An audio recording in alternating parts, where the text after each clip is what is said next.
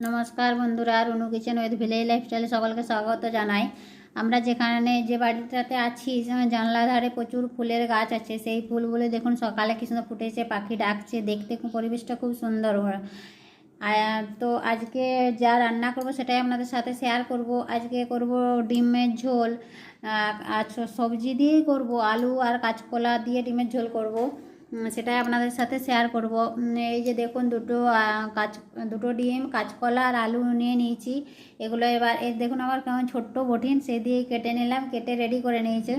এগুলো এবার ভাতের সাথে ভাপিয়ে নয়, যেহেতু আমরা এখানে দুজন আছি, বাড়িতে হলে সেটা চলতো না, এখানে আছি বলে সেটাই চালিয়ে নিলাম। এই যে পেঁয়াজ, আদা, রসুন সব কেটে রেডি করে নিয়েছি। এবার এগুলো বেটে নেব। এই সব বাটা হয়ে গেছে। এরপর রান্না বসিয়ে দেবো। তার আগে দেখি এগুলো সিদ্ধ হয়েছে নাকি। সিদ্ধ হয়ে গেছে, এবার কেড়ে নেব। এলে কেড়ে চাটু দিয়ে এরপর কেটে নেব। কেটে নুন হলুদ আর মাখিয়ে রাখবো। নুন হলুদ মাখিয়ে রাখলে একটু ভালো হয়, খেতেও ভালো হয়, দেখতেও ভালো হয়। সেটাই করে নেব। এই যে নুন আর হলুদ মাখিয়ে নিলাম। এরপর কড়াতে বেশি পরিমাণে একটু তেল দিয়ে দিলাম, কারণ সবগুলোই তো ভেজে নেব। ডিমগুলো ভেজে নিলাম, একটু ডিমগুলো চাটু করে দেখুন কেটে নিলাম, তাহলে নুনটা ভিতরে যাবে, ওই জন্যে। এবার আলুগুলোও ভেজে নিলাম। আলুগুলো যদি একটু সিদ্ধ করা হয় তারপরে ভাজা হয়, দেখবেন খেতে কত সুন্দর লাগে।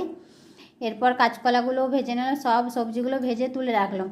এরপর ওই কড়াইয়ে আরও তেল দিয়ে দিলাম।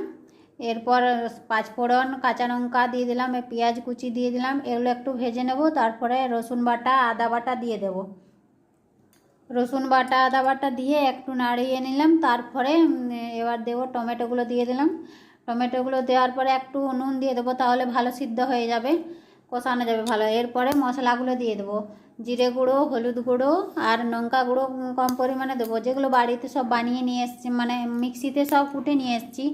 এখানে শিলটা তো বেশ নয়, তার জন্য বাটতে অসুবিধা হবে, ওই জন্যে। তারপর বাটিটা ধুয়ে একটু জলটা দিয়ে দিলাম। তারপর ভালো করে কষিয়ে নেবো। এরপর কষানোর পরে এবার যে ভেজে রেখেছিলাম আলু, কাঁচকলা, ওগুলো দিয়ে দেবো।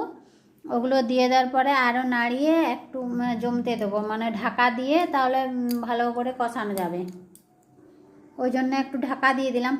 তারপর ঢাকনা খুলে আর একটু জল দিয়ে দেবো। দেখুন, জল দিয়ে আবার একবার ঢাকা দিয়ে কষাতে থাকবো, তাহলে রান্নাটা আর কি ভালো হবে, খেতে ভালো লাগবে। যেহেতু আপনাদের সাথে শেয়ার করছি, তো তা ওই জন্যেই ভালো করেই তো রান্নাটা করতে হবে। আমরা হয়তো বাড়িতে খেলে এতটা ভালো করে রান্না করতাম না, যেহেতু আপনাদের জন্যে শেয়ার করছি, ওই জন্যেই। তারপরে জল দিয়ে ফুটিয়ে এলে এবার ডিমগুলো দিয়ে দেবো। ডিমগুলো দিয়ে ফুটিয়ে নামিয়ে নেব। আজকের রান্নাটা আপনাদের কেমন লেগেছে সেটা বলবেন। আর এখানে তো গ্যাসে রান্না, সেটাই আপনাদের